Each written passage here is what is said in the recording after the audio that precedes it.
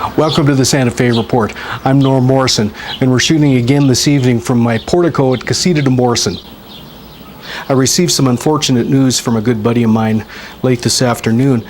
A good friend of his and an acquaintance of mine named Francis, who is a Lakota medicine man in South Dakota, unfortunately had to have his leg amputated below his knee. Francis is a renowned medicinal healer in the Lakota tradition right across the continent, and he's just a plain good guy. So your thoughts and prayers for Francis's well-being and that of his family would be much appreciated. I have a story for you this evening, and it's set in the Peruvian Andes.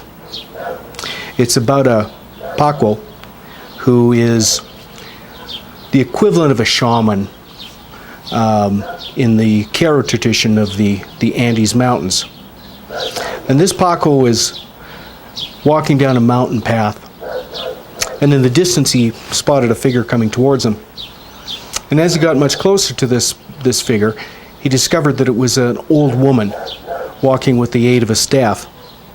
And as he got to her, he stopped and asked her where she'd come from, and she indicated that she'd been at a wedding in a village several miles away.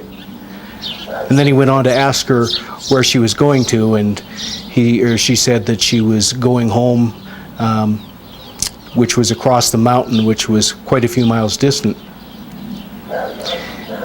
Now in the conversation, this Paco, the shaman, looked into the eyes of this old woman, and he was absolutely riveted by them. They were intense and almost magnetic, and he could hardly pull himself away until he got so self-conscious that he was able to avert his gaze. Anyway, he needed to keep on his path, and he wanted to let the old woman continue on hers, asking her if there was anything he could do for her before she left, and she indicated that no, there wasn't. Later, when the Paco got to his home village, he went to his maestro, his master, and he told him the story about meeting this old woman and how she had this really intense magnetic gaze. And the maestro, the master, said that wasn't an old woman, that was the Apu, the spirit of the mountain. And he went on to say that if you had recognized this old woman as being the spirit of the mountain, the Apu, you would have been granted a wish. But the young Paco missed it. He wasn't conscious of what this old woman really was. So how often in life do we miss opportunities because we're not conscious enough, we're not aware enough, and they just slip right by us?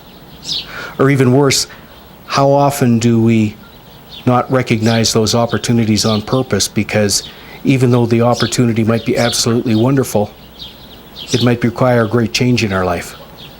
And no one likes great change. I'm Norm Morrison. This is the Santa Fe Report.